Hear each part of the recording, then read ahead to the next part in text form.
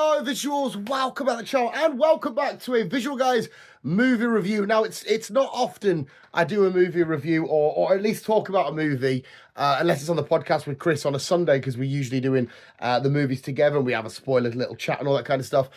But Chris hasn't seen the film that I'm about to speak about, which is the film Obsession, which seems to be the most of the world's talking about. You could say that the people are obsessed with Obsession. Laugh at your own volition there. Usually I would wait and I would talk to Chris and stuff about it, but he didn't make it to the viewing of it.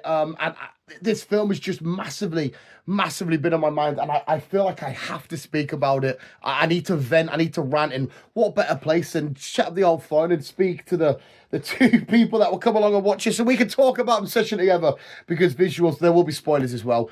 What a fucking phenomenal film this is. Now, there's a joke at my work between one of the lads.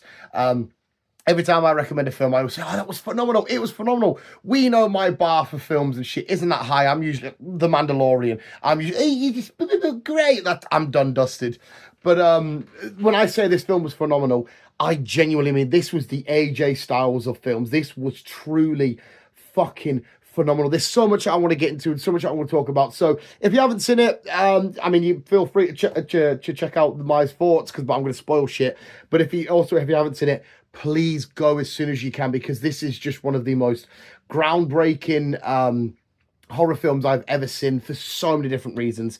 So here we go, visuals. I've rambled for long enough. Let's actually talk about the film Obsession.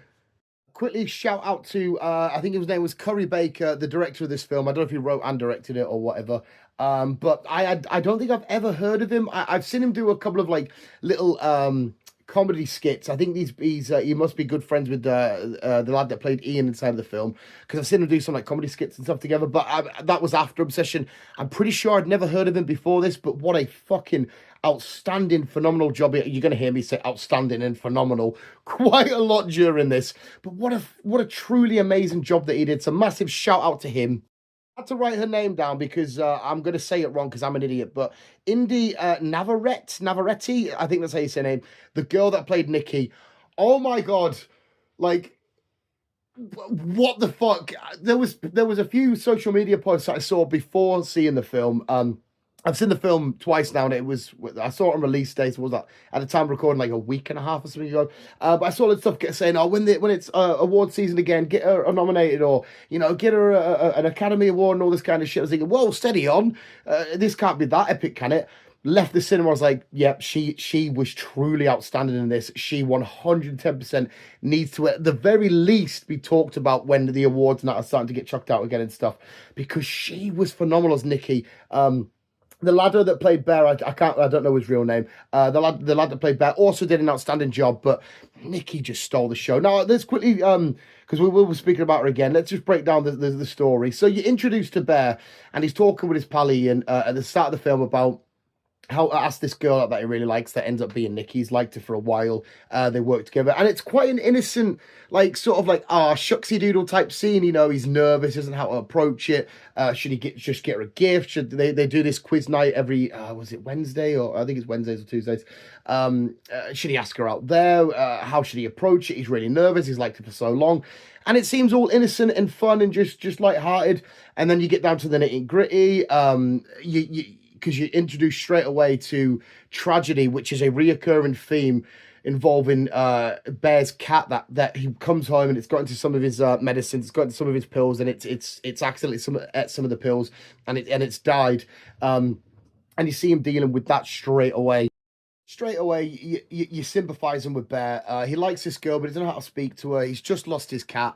But one of the ways that he deals with it straight away is you see him curled up in bed, just flicking through Nikki's, her Instagram or whatever, her social media, and just looking at the pictures of her and stuff like that. And it's kind of in the back of your head there where you kind of going, okay, so it's not quite as innocent. Well, it is innocent. It's not being like evil, but he's been a little bit stalkerish, where he's just laying there flicking and flicking and flicking, because I think we'll jump ahead. He's overall the one that's truly obsessed, which we'll break down again more in a second and whatnot. Anyway, she rings him up. He mentions about what's happened, and she says, "Oh, he doesn't feel like coming out to the quiz night." She's like, "Oh no, I really wanted to come this week. I wanted to tell you." And you think, "Okay, she's going to tell him that she likes him and stuff like that." It all goes ahead, and she also mentions that she's lost this crystal necklace that she had. But he end up going to quiz night. But before he gets there, he goes to the shop and he thinks he'll surprise her. He'll rebuy this necklace for her, and it's like one of them sort of shops where it's all like the oh yeah, you can use this candle or this crystal deals with this type of healing and shit. But he finds the item of a one wish willow. You get this item. You bring up this one wish willow. You crack it open. You get your wish. Quiz night goes ahead. Nikki ends up, she wants to leave. She's had a couple of drinks and all that kind of stuff. He takes her home. He wants to tell us something in the car, because they talk about the whole car in the journey. They're talking because she's going to hand in a 2 weeks notice at work because her, Ian, Sarah, and Nikki all work together at the same music shop. And he drops her off, and then they start speaking. And as she gets up, she's like, "Bear, do you like me? If you do, now's the time." And he's blah blah blah. She then walks off. Nothing's going to happen. But as she's walking off, he makes his wish and snaps his one wish willow. And Nikki just instantly stops at her front door and like her porch, whatever it is. And it's then that you get a lot of these. I'm going to get goosebumps thinking about it. It's the start of these visual, unsettling images where it's just, a lot of the times we see Nikki in just sort of like a shadow where you're like, oh, okay, whatever. And she comes back as she starts saying all this kind of mad stuff. Well, not saying mad stuff, but saying stuff she wouldn't usually say. One of the things as well that Ian tells Bear to be sort of mean to her and tease her, and he calls her a nickname that she doesn't like to be called. Because it's all the different, tactics of how do you get a girl to like you? Do you treat me and keep them keen, or, give them gifts and all this kind of stuff. But she ends up saying, we should go back to your place. They then go back to his house, and just more of the unsettling weirdness starts to happen. They have a moment where they kiss, but then she screams and freaks out, and you're like, what the fuck's happened there? It takes you as the audience like, oh my God, what the fuck's just happened? And then they sort of settle it down. He's still questioning things and saying this is a bit weird. They go to work the next day, and there's moments where he's speaking to Ian and saying, yeah, she come over, but we didn't quite hook up and other stuff. And in the background, you can just sort of see a blurred image of her just sort of like staring and unsettling and minging. But eventually their relationship does develop, and you sort of see like a montage of the honeymoon period, waking up and making breakfast and teasing each other and blah blah blah, and them getting it on in the bed and all this kind of stuff. And what, like, the early days of a relationship, my girlfriend's lucky enough that it's still like that every time I come round, and it's the best time ever. Usually I'm laying on the couch going the romance is not dead there. It all seems to be happy, and you think, okay, this is awesome, this is amazing. And then eventually we get to one of the most unsettling things. I welled up and everything. I went with little Joshy boy, who I've mentioned on the channel before. I'm saying that when this film's making me feel sick, it's making me feel uneasy, it's making me feel on edge. I'm skipping ahead, sorry. We do get a scene where he sends Nikki home, and she comes back, and she's in this red dress, but it's all kind of like distorted. But you see her in this sort of like shadowy effect, but her eyes are like tinkling and shining, and there's like a kind of like a dead look to the eyes where it's just nothing but just like, when you can read a lot about people, about their eyes, and you can sometimes see their intention or their enthusiasm or joy or their happiness or their anger at stuff, but it's just sort of this unsettling stare of nothing going on apart from this just obsession of I want to be with Bear, I want to be near Bear, I want to be with Bear at all times, all this kind of stuff. Just this horrible look. We also, I'm jumping ahead loads of places here. This film was just so good. I got so much I want to ramble about. We also get a weird moment as well where she digs the cat back out of the rubbish because Bear just put the cat in the rubbish when it passed away, and she made like a little seance for it, and he's like, what the fuck is happening here? But one of the biggest images in my head was that stare at the front door, and she's in that dress, and she's just sort of looking and stuff, and it's not good, it's not nice, it's horrible, it's disgusting, it's unsettling, but it's so beautifully shot, and it's so beautifully done. And throughout all this as well, we have a moment where Nikki's told Bear that her dad's reconnected with her, and he's dying and stuff like that. But he's like, that's a bit odd. You and your dad have never got on. You never, had much love for your dad and stuff like that.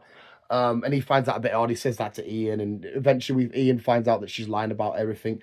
But Bear brings it up at a dinner scene when they're at a restaurant together. And it's where you've probably seen in the trailer, that bit where it's, no, don't do that. And you're like, what the fuck? It's so unsettling. It's so creepy. And these are the moments where Nikki's performance, Indy's performance, I think it's how you say her name, sorry if it's not, is just absolutely just on point, where you're like, this is fucking phenomenal. Usually we go into horror films, this is just a ramble of all ramble videos. We usually go into horror films expecting sort of a formulaic, jump scare, demon, ghost, alien, oh, I got freaked out. Not this sickening knot in your stomach where it's, I don't fully know the actual extent of the One Wish Willow's power. I don't think they get possessed, but it's certainly, you get trapped within yourself. Didn't the genie in Aladdin say something about you can't wish for emotion because it's not like true out there? Because the whole question is that Bear's given is like, is her love for me true? Is this real? Blah, blah, blah. So I don't know if it is a demonic thing, if it is just the power, because again, there's a moment later on where Ian wishes for $1 billion and it all comes flying down. I don't think there's anything demonic attached there, but there's certainly a whole thing of be careful what you wish for type vibe. But anyway, we have the dinner scene, all that kind of stuff. But yeah, the moment that maybe stuck with me the most is where Bear wakes up in bed. And I think there's a stupid time when they've gone to bed, and then they wake up and it's like a completely different time. But somebody pointed out it was I think it's a year or a date that leads to something. There's a lot more people that have done intelligent people that have done bigger dives than I have. But he wakes up and he's looking for Nikki, and he's like, where's she at? And you kind of remember in Hereditary when the ladder wakes up from bed towards the end of the film and the mum's in the corner, and you could just sort of like, is that her? Can you see her? They have that effect. I'm getting goosebumps. It's fucking minging.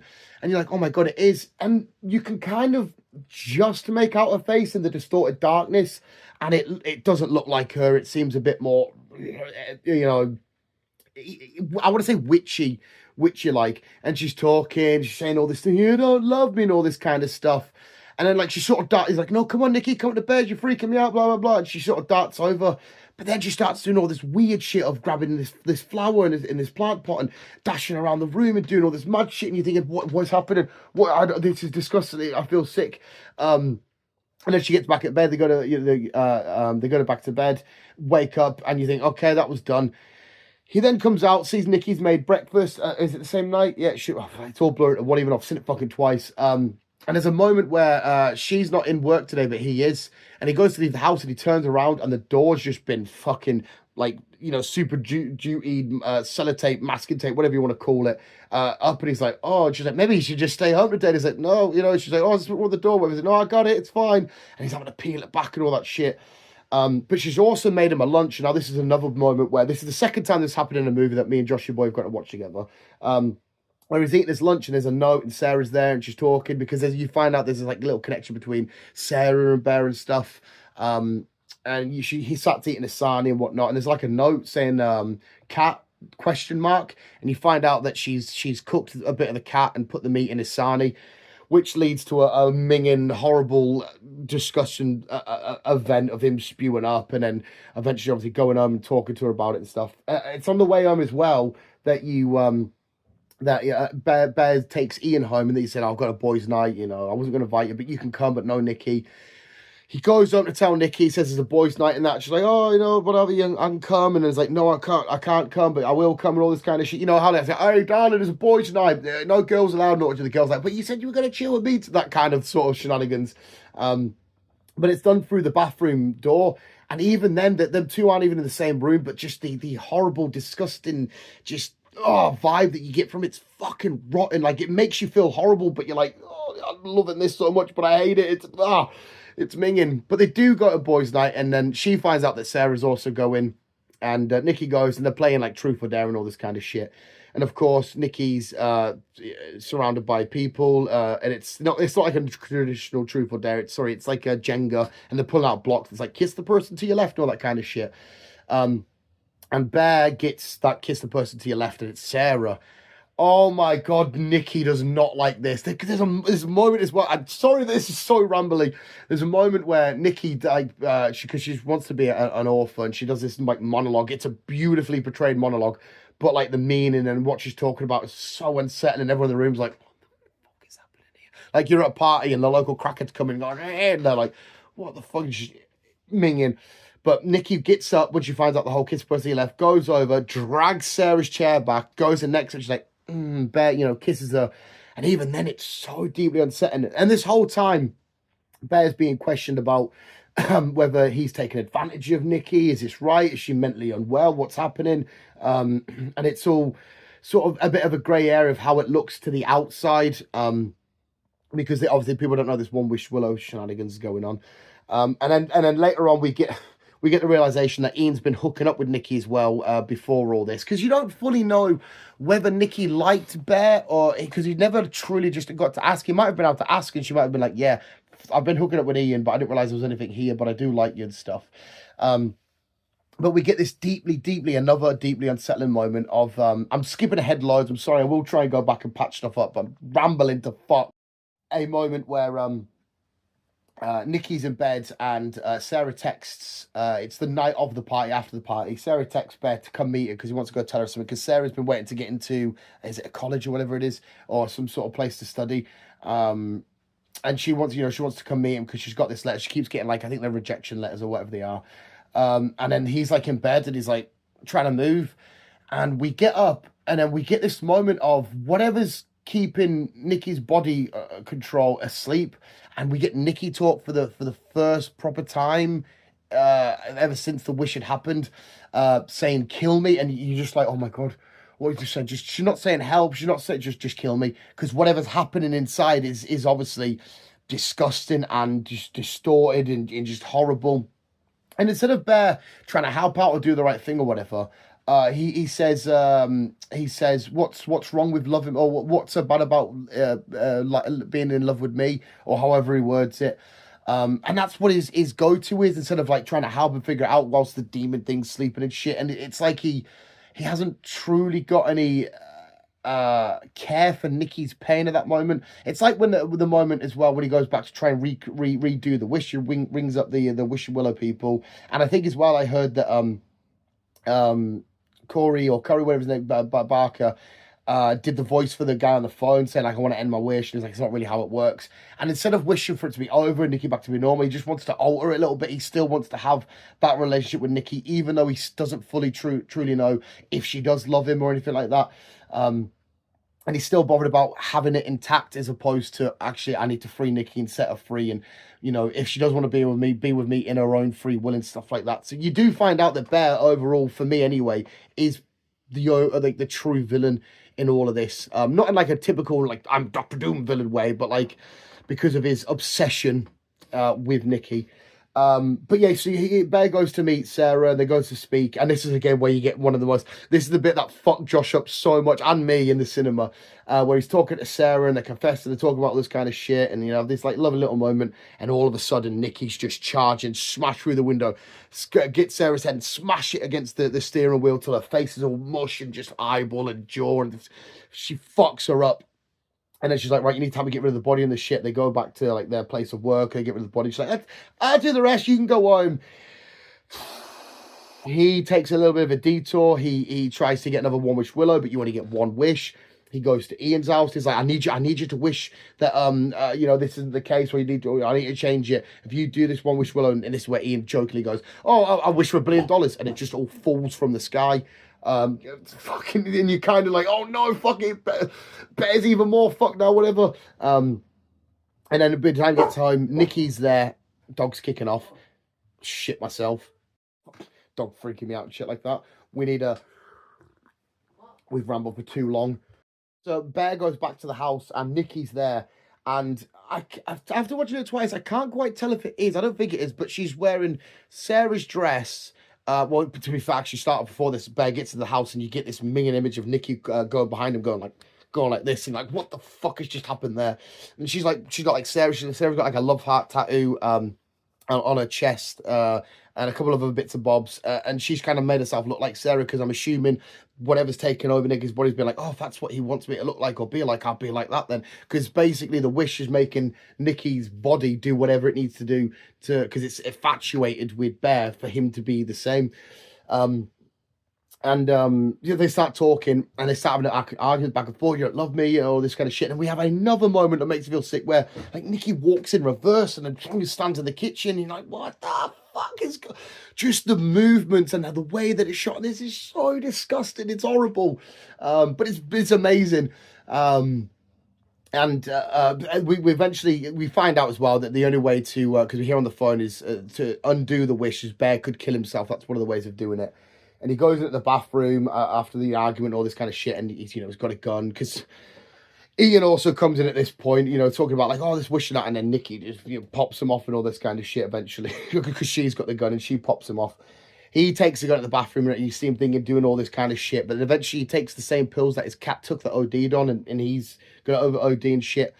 But as well, he's got another spare wishing willow. And as he's about to, sorry, as he's took the pills, you hear the snap and it plays this jingle. And I only found out because of a video told me about it that, like when he snaps or pulls a wishing willow out of the box because he's already done a wish, it's a different jingle. But when you haven't had a wish yet, it's a different jingle.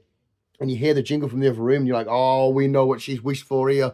We know what's happened to Bear. Like, gets up, walks out of the room. They're all together. There's blood. Obviously, Ian's down and dusted on the fucking floor and shit. She's still kind of looking like Sarah.